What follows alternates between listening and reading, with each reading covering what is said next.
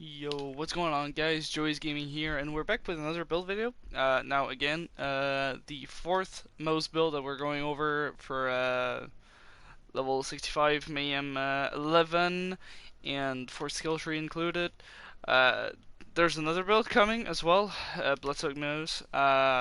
This is my fourth, and this is AA Guns Moze. Now, reason why I chose this name, basically, doing a whole lot of splash, and anti-aircraft guns have like huge. Their cartridges are huge, and they hit hard. They're made to destroy, you know, airplanes and stuff like that. In the war, and with our setup, we're kind of doing a lot of splash damage, and we're using rocket launchers, which rockets are big, and that's pretty much the gist of it. It's pretty much why I named this a Guns Moze. Now this build can boss mob, it can do true Maliwan takedown, true Guardian takedown. I'm just gonna run through a normal scale takedown because, you know, I'm telling you, you can run through the true takedowns. It is pretty easy. I've done it myself. I just don't really enjoy it, but I do recommend actually playing on true Maliwan takedown. Now I'm not gonna do it in the build video, but you'll have an easier time in true Maliwan takedown because we're using consecutive hits and we don't want to reload. And because there's a lot more enemies, your chances to get ammo back actually increase. Because we're using splash weapons, like pretty much none of the weapons in my inventory don't do splash. The boogeyman doesn't. It tells you the splash. Some weapons actually don't. I think. Yeah, the Sandhawk. It does do splash, but it doesn't tell you because it's a dull weapon. Um, Otherwise, they pretty much all do splash, and this is gonna go very well with the Blastmaster, which if you don't reload, if you wait a few seconds, you'll gain up to 100% more splash damage that is multiplicative with a bunch of things. And yeah, basically what you want to look for is splash damage passives. For your Blastmaster, the skills really don't matter too much. You just want to find one with +1 on redistribution. Now for our artifact, we're actually using either the Pearl or the Snowdrift Victory Rush. I prefer the Snowdrift Victory Rush because we're using launchers, and some of the launchers I use, especially Vladoff or but I think I'll leave Vladoff, get some movement speed debuff. Yeah, we get a movement speed debuff, so that that Snowdrift and that Victory Rush part actually helps us out. But we really don't need the Pearl in this build because of short fuse proccing usually too often and killing everything before your Pearl stacks up. I mean, you could use it. I just prefer movement speed. I normally only use the Pearl for bossing, which we're gonna talk about in a little bit. There's a little neat trick they can do, but as far as weapons go, just use whatever does splash. It really doesn't matter. Like the Flacker is really good, the Trevenator is really good. Plasma Coil is insane because it's Plasma Coil. Flipper, good. Prompt Critical, just don't use it in sticky mode because otherwise, if you don't want to swap weapons or swap firing modes, you won't get the super big explosions that the critical does. So yeah, I mean, it's still a good weapon even on impact mode. It's actually better than the Unkempt Herald. The quickies, now we do have some for the road, and for bossing, we're actually going to use Iron Bear, and for mobbing, we're going to use Iron Cub. Now, for takedowns, we still use Iron Cub because we don't care about, we don't care about some for the road that much. What else? For our shields, we're actually using the Old God for mobbing, and for one-on-one bossing, you can actually use an ASC O.M. Pair that with a ASC P-Nade or like an ASC Nade with an AoE passive on your relic, AoE passive on your Blastmaster. Just wait a little bit, and you can actually one-shot pretty much any boss in the game. Now, to get that one shot, you'll need a 300 over 90 weapon that does splash. And you need to save quit. Because when you load back into the game, your first shot is actually a short fuse proc. So don't shoot, don't try to, like, when you wait, sometimes you decide to shoot or whatever, or it's just me. I don't know. I do that sometimes. Try not to do that, because you'll eventually lose your short fuse chance. Now, I'm gonna give a little disclaimer. I don't know why, but this doesn't seem to work all the time. I've used this iron cannon, the exact iron cannon, exact setup with the O.M and the P-nade with ASCs that are, good against the Gravewort's HP, and it doesn't seem to one-shot all the time. I've one-shotted it multiple times, but today I couldn't one-shot it. I don't know what's going on with that, but it is possible. It is possible, so I do include it on the build. I do recommend. Now for mobbing, just use a CMT. If you can find a level 8 or higher one, just don't go above 53, 57, because even if these are not mayhem scaled, they will kill you. They will kill you if you get too close to enemies. So I do recommend getting a really low level one. As far as you can, as far as like gear goes, that's pretty much it. Just use consecutive hits on your things that aren't 390. You can use 200 splash for bossing as well, but I prefer consecutive hits because it's generally gonna help out my inventory, and specifics and stuff. We don't really care. So for the skill tree, let's go over the purple tree first. We picked up Big Surplus because its mayhem scaling instant damage is applied to anything, not just splash. It's a huge boost. Really good when Iron Cup does get like out of fuel, dies or something. For bossing, we do switch over to Iron Bear, so we're gonna have that. I disabled Top Toff in my Guardian ring, and I enabled Letter of Life. Now, Letter of Life is your second way to not reload. If you throw a grenade at your feet, which I know I'm saying don't get a high level tracker, but if you do have a high level tracker, throw it at your feet if you're gonna reload. If you're close to reloading, this will reload all your weapons automatically, and you'll get that splash boost still, because it's technically like having ammo back in your gun. It's kind of weird, but I do use it sometimes if I do find my guns to get low on ammo. Now for the blue tree, it's a pretty standard blue tree. The only thing that's really like that is out of the ordinary is that we didn't pick up Order Bear. Since we're going to use Iron Cub for mubbing, we don't really need Order Bear. Even for bossing, we don't need Auto Bear. He's just gonna debuff the enemy even more. It's really not that useful. If you're gonna one-shot the bosses anyways, you just hop in Iron Bear, Vanquisher Rocket Pods to debuff, and then hop out and one-shot, or whatever you want to do. You don't need Iron Bear to debuff. So we went down to Short Fuse. We have about 3 points into Vampire and 3 from our class mod. That gives you a lot of health regen on grenade hits, which our tracker is actually gonna give us a lot of grenade hits, which also can proc pull the elite pin. Which unfortunately on my class mod, I have another class mod that doesn't have fire rate on it, which I really wanted fire rate. The 30 to 40% chance is kind of low. It's decent, with the clothing man tracker. You're just gonna spam.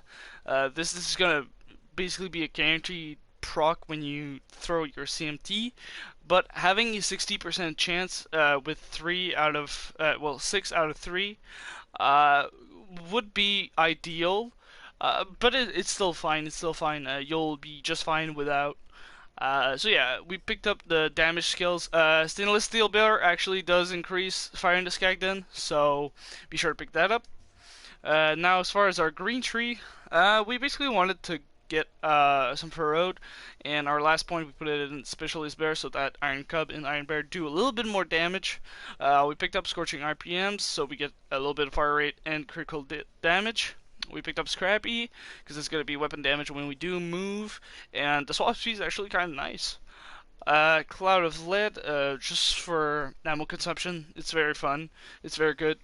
For Stoke the Embers, instant damage. It's gonna boost Skagden as well, so why not? Just take it.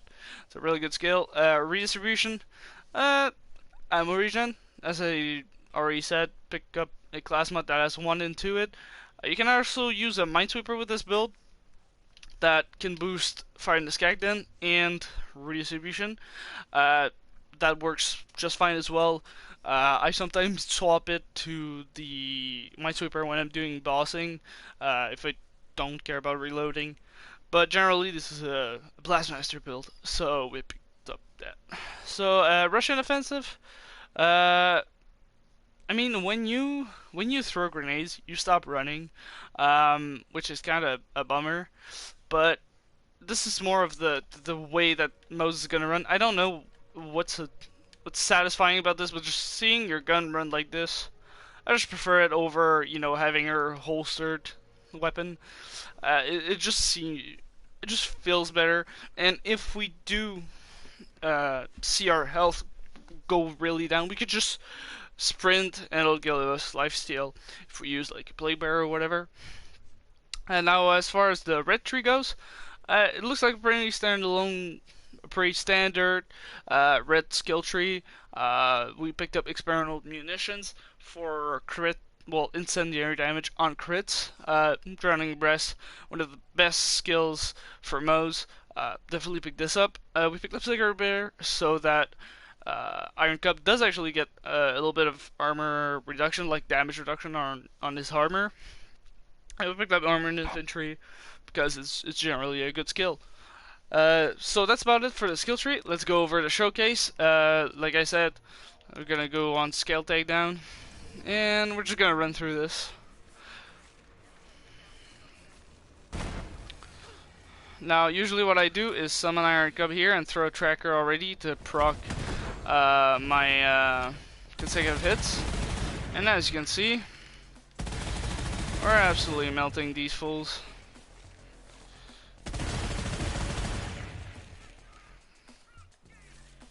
Here I usually pull out the Plague Bearer here in Bridge. It's really effortless when short fuse procs. For the Boogeyman, I mean, because the Boogeyman has built-in like ammo sustain, which is really great. Shoot another Plague Bearer shot over there. Just watch. Yeah, it's pretty dumb. The numbers that you can get on this build are pretty dumb. So let's go over and let's kill that Kraken. I got frozen. Worst fucking dot on Earth.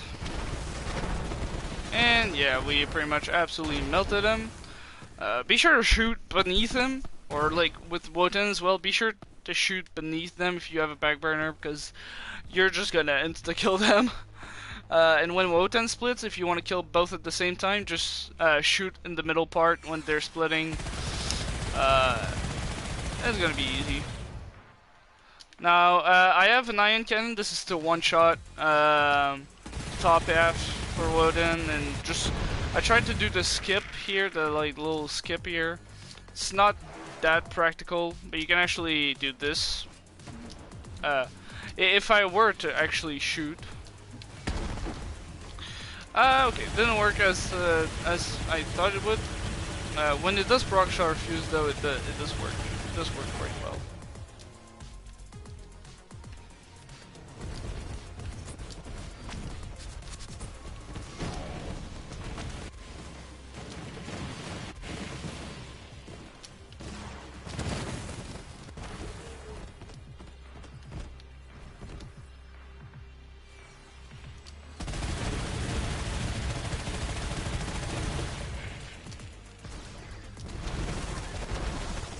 We only need one shot. Back burners, back burner.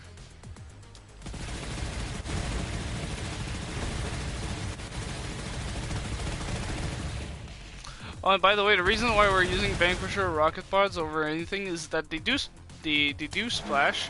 They can actually kill your Iron Cub if Iron Cub is dumb. It can actually kill itself with it, which is perfect. It's perfect because we'll get that big surplus bonus while mobbing, which is a little bit of extra damage. That's fun for us. Yep. So he does damage as well, because Vanquisher rocket pods are actually very great.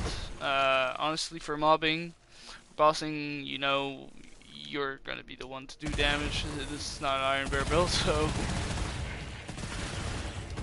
Iron Bear is a debuff thing. Bossing. Absolutely effortless. If you want something that's even more effortless, use either the flipper or the plasma coil. You'll just have a great time. And the AI of the boogeyman is kind of a little bit weird. It doesn't really track all that well, but its damage, its DPS is pretty insane.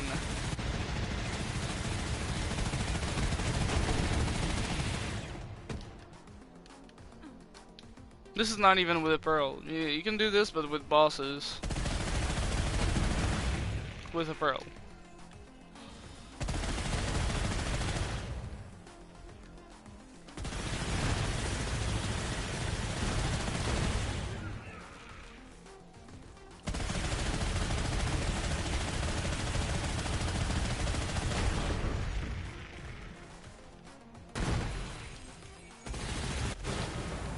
Ow. Barrels are your worst enemy, by the way. Your best friend is splash damage, your worst enemy is barrels. Are barrels, basically.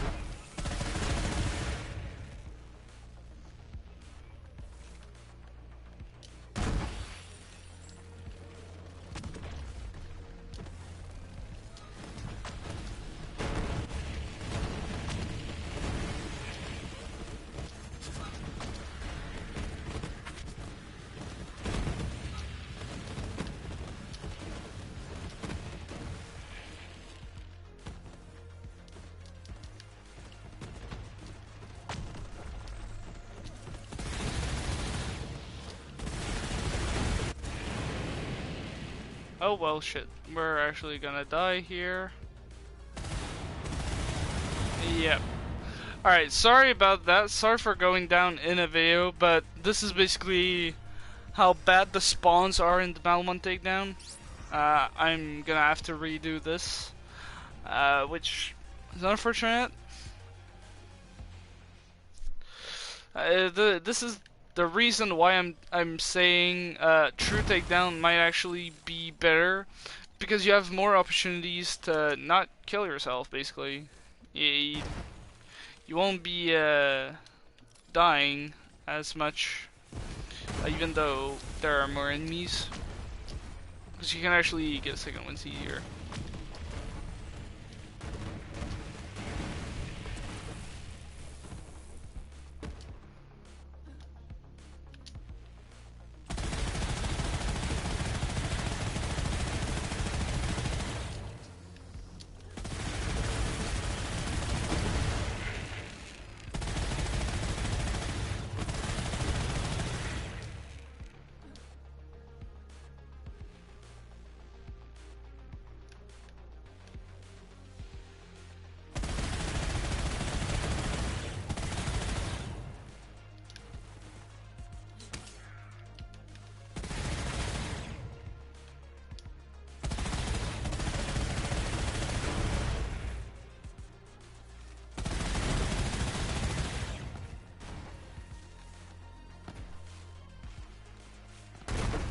Oh, and I don't know if when Iron Cup dies, you actually get some fur out. I see the kill skill bug in the lower end of my screen, because now your kill skills, when they like empty out or whatever when they're done.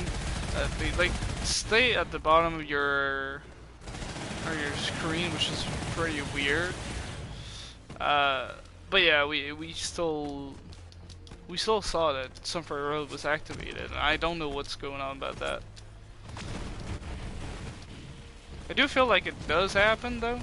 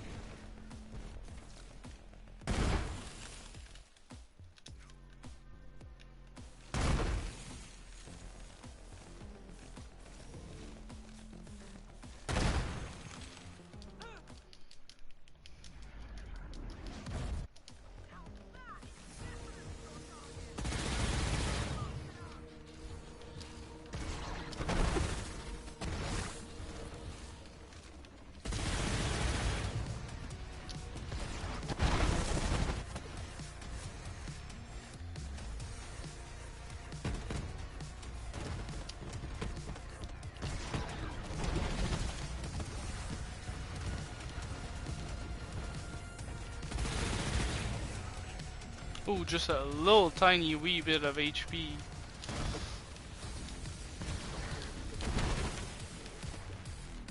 Basically almost killed the bottom half in one shot. We're just gonna finish it off with the radiation on armor, by the way. And then I'm going to kill the top half latest. So yeah, this build is actually really good. Just try not to reload. Like, be wary of your ammo. That's all you really like worry about on this build. Otherwise, it's just an effortless build. So if you guys enjoyed the content, if you guys enjoyed the build, be sure to like, subscribe if you want to see more. Turn on that bell if you don't want to miss out. And yeah, I'll post some live streams soon, and it's generally a lot of fun. So yeah, goodbye guys.